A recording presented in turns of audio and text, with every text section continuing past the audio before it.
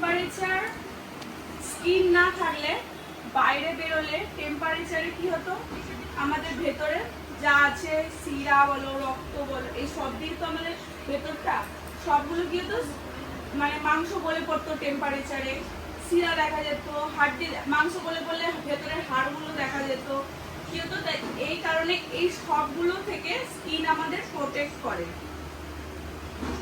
স্কিনটা না থাকলে আমাদের ভেতরে পুরো অংশই দেখা যেত তো।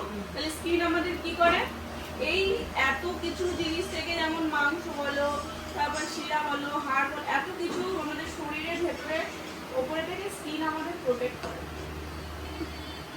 যার কারণে টেম্পারেচার আর জার্মস আমাদের এইটুকু যদি না থাকতো, স্কিনটা বাইরে বেরোলে কি হতো, স্কিন যদি না থাকতো তাহলে ওই মাংস ওর মধ্যে ধুলো ময়লা বাইরে বেরোলে যত জার্মস আছে, আমাদের জীবাণু আছে, ধুলো ময়লা সব গিয়ে আমাদের শরীরে চিপকাতো তো।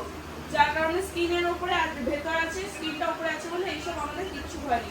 মাংস কিরম হয়, মাংস তো নরম হয়, স্কিনের মতন এরকম টাইট তো হবে না। মাংসের মধ্যে গিয়ে যদি চিপকা ধুলো ময়লা জার্মস জীবাণু, তাহলে তোমাদের কি ফিল হবে? তাহলে কি আমরা বাঁচতাম? কখনোই বাঁচতাম না, হয়তো জন্মেই মরে যেতাম, 2-4 দিনেই মরে যেতাম স্কিন না থাকলে। এত রকম জার্মস আমাদের বাইরে আছে, জীবাণু আছে, তারা যদি আমাদের স্কিনে ওইগুলো আমাদের ভেতরের অঙ্গের মধ্যে পড়তো তাহলে তো আমরা আগেই মরে যেতাম।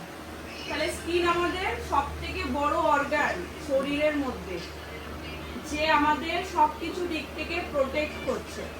জার্মস থেকে বলো, টেম্পারেচার থেকে, A to Z থেকে স্কিন আমাদের প্রোটেক্ট করছে।